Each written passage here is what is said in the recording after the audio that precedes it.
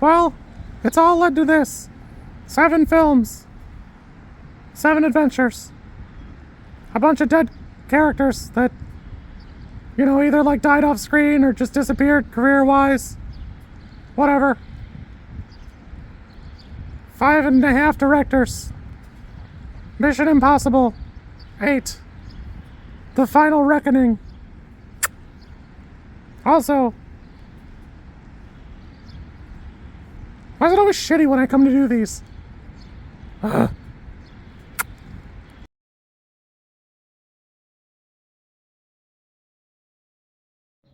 First of all, let me just say, this movie slaps. You're gonna see a lot of reviews that are kind of middle of the road, or blah blah blah, I don't like all the exposition. I don't know how to tell you that, regular people cannot, keep facts in their heads or remember what's going on when they're watching a movie. I don't think it's like a kids today thing. I just don't think they're able to do it anymore. I don't think they ever were.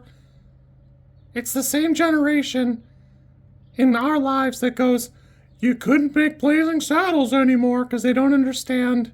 They don't get it. They don't get it. This movie's great. I'm thinking about going again this weekend, but it's just a lot of time that I'm not sure I can, justify, and it's a holiday weekend, and I don't know how to tell you that how I am so pleased that I watched all of these movies. Well, now it's Friday, so I watched all of them within a week, and boy, did it pay off. And not in a Star Wars or a Marvel movie kind of payoff. Stuff that's relevant to this movie comes up in the other ones. Not maybe in the quality or quantity that I would have liked, and definitely not like some of my favorite stuff, but it's there. It's 100% there. And I don't recommend doing it because there's no, just you sitting around watching 7 other movies to watch this movie. You're probably not going to get out of it what I did because you don't have mental illness. But boy, was it worth it to me. God, it was gratifying. Granted, it's really good. This shit's a 9 for me. And I even said in, the review that I posted yesterday, a lot of how that movie shakes out score-wise for me will lean heavily on this movie, and this movie was always destined to lean heavily on the last one. Final Reckoning is such a great sequel to Dead Reckoning, Part 1, that I don't know. I can't think of another movie franchise that has 8 movies where so many of them are so good. I wish I could resist, but the rest of this is probably going to have spoilers in it. So if you're going to go watch it, I can't recommend enough turning this video off and going to do something else. A lot of you need very little prompting to do it anyways, but I hate to be the person who spoiled this movie for you because it's so good. You should just go experience it.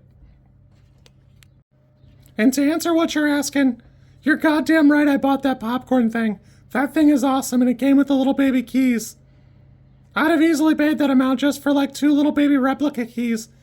Even though once they're done with them, you never see that shit again. I would have that shit for the rest of my life. But that's not who Ethan Hunt is. I gotta be honest with you, I don't know why Rebecca Ferguson leaves the franchise. And while I said easily she was like an industry plant, she did have a lot of good chemistry with Ethan. So this is definitely the movie where you feel her absence. There's some reports that she just wanted to do other stuff, and I'm sure these movies are just a fuck-off amount of time sink. There's no shot this movie could have come out a year ago. I just don't think it's possible. On that note, I've seen it a couple times. You guys know that was 29 years ago, not 30, right? Because I keep seeing it in the trivia section.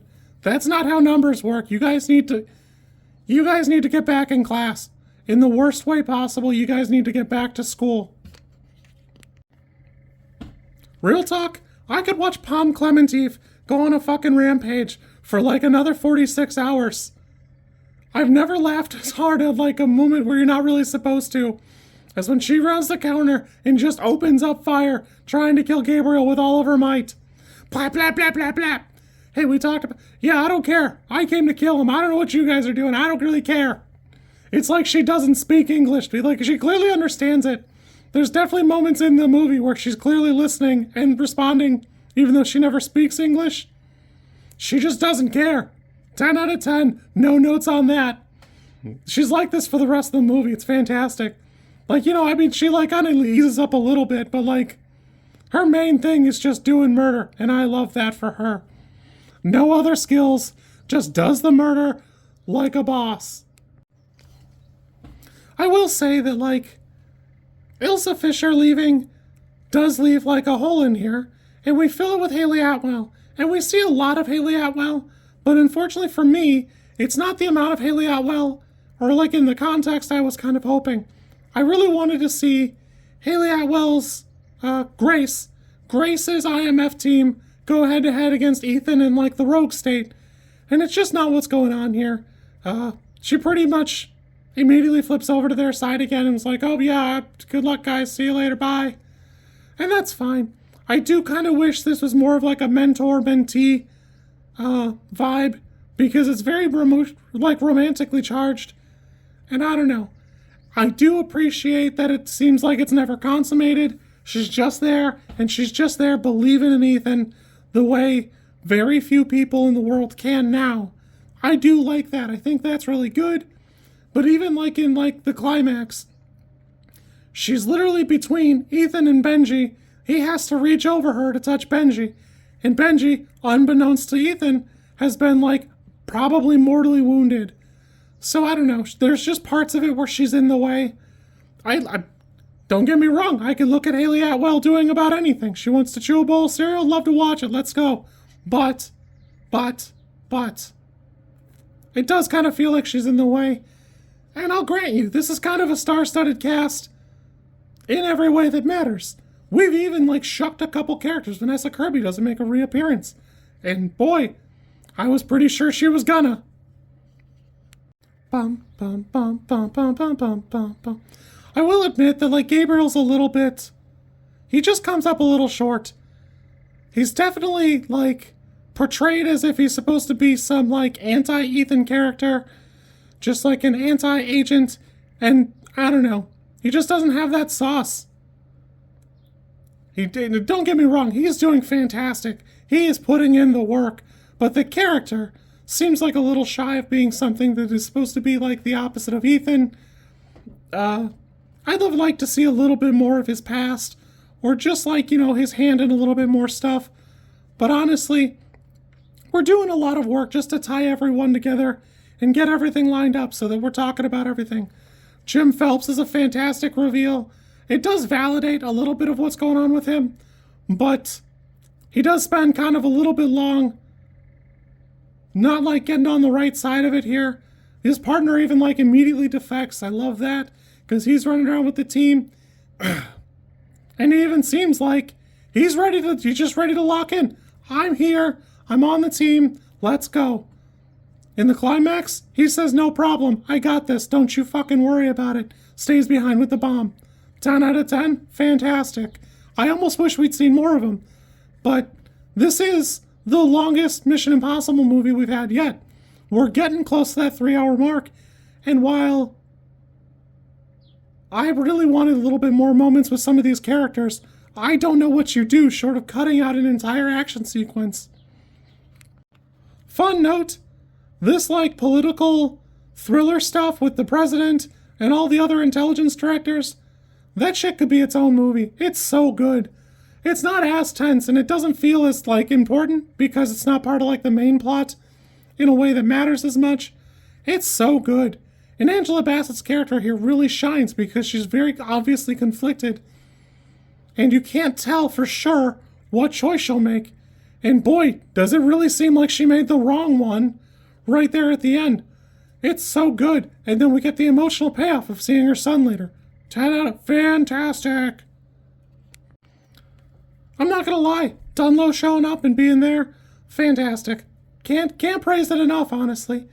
Again, you have to remember that for me, I just rewatched the first movie a week ago, so it's so cool to see somebody who hasn't been around for 29 years in the franchise show up and like the ramifications from kidding sure he's been there for what is to him 30 years. That's so good to me. It's so good. Admittedly, I think like in a couple of years I'll rewatch this and I'll find like a little bit of messiness. Benji in particular, it feels like he loses screen time compared to how he's been in the franchise lately. And he probably needed just a little bit more. You never really see his response to Luther's passing. Luther passing is kind of a rough moment for me because Ethan is immediately arrested and you don't really see the other team. And I almost wanted to because, boy, was that like everybody's dad. I really didn't want to see him go. I was worried when I saw him in the scrubs. And then when Gabriel's there, and then he gets locked in, and yep, that's that for you, bud. Admittedly, he does have a fantastic epilogue. He's really got that gravitas down that I know if we go on as a franchise, it'll be missed. The dog is apparently very excited about a deer outside or something. I'm really sorry. I'm not sorry, it's funny to me. Overall, this movie for me is a 9. This is fantastic. I understand that for other people, it's probably going to be a 7. But when people say that Tom Cruise is an entertainer before anything else, this is the kind of shit they're talking about. The other thing he is an adrenaline junkie. I think we're a couple weeks away from finding out he was really on that submarine or something. Plane stunt's super good. I can't believe that it, like, boy, is that super wild. Also, did Gabriel think he ran something over? What is he doing up there? I do appreciate how much they lock in, although, like, it is kind of corny because both of them want to do the same thing with the device, the little MacGuffin. And for whatever reason, they'd rather kill one another than get it going. There is that moment where I kind of wanted to see a little bit more gratification out of Ethan over killing Gabriel. He was so dead set on doing it at the beginning. He's framed for that murder, it seems like, with Gabriel in 1996. I kind of wanted to see a little bit more there, but that's really not who Ethan's character is. He mostly has to be this messianical character stuck on saving the world and nothing else. So I just wanted a little bit more character moments, but I don't know.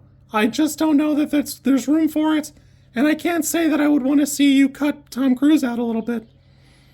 The only thing I can think of is like the scene in the submarine where he's getting knifed. You could probably skip it, but I don't know. I feel like we talked about the entity having its own little, like, apostles, and skipping it would feel kind of bad. Not having it feels like they don't matter, so, you know. I will grant you that, like, we've come a long way that, like, when the first Mission Impossible came out, it seemed like it was an American 007 type thing, like a different James Bond, but America. And we've really moved away from all the espionage elements. This one is straight up an action movie with espionage flavoring every now and again. I do appreciate the latex mask making a comeback. Fantastic. 10 out of 10. Love that. Love to see it. But I would like to see if they come back and do like a 9. I'd really like to see it go back and do maybe like more espionage type stuff. I don't know how many more movies we would ever get out of Tom Cruise, to be honest, because, you know, for him it has been 30 years. He's now 30 years older. He's the same age Jon Voight was when he did the first movie. So it's kind of corny to think that, like, we'll see 10 more of these. So we know that's not the thing. But, yeah. Honestly, I can't think of another franchise that has 8 movies that are this quality.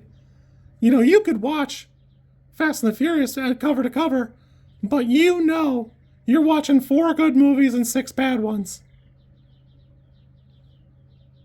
And it's just not the case here. These stayed pretty consistently good. I just went back, and there's like a lot of conflicting reports as to whether or not this will be the last one. Cruise himself has said it's not called Final Reckoning for no reason. But overall, I'm satisfied. I left the theater satisfied. I'm glad I watched it. If this is the end, It was a hell of an end. This was fantastic, and I really enjoyed the ride. I will hold these fondly in my heart. I had a great time. You kids be good. If you're gonna watch it, absolutely watch it. I typically do not grab the IMAX poster when I go see an IMAX movie, because this one is like that yellow plane. It's fine. As movie posters go, it's fine. But I noticed I was walking behind somebody and I pointed it out. The back of it is the 1996 poster, the bluish one. So, if you have one and you don't want it, please DM me. I'd love to get one. Because when I went back, they were out of them and whatever. I've got my cool popcorn bucket and came with the cool keys, but whoops. Whoops. You kids be good. Have a good Memorial Day or whatever you're doing. I got shenanigans to do.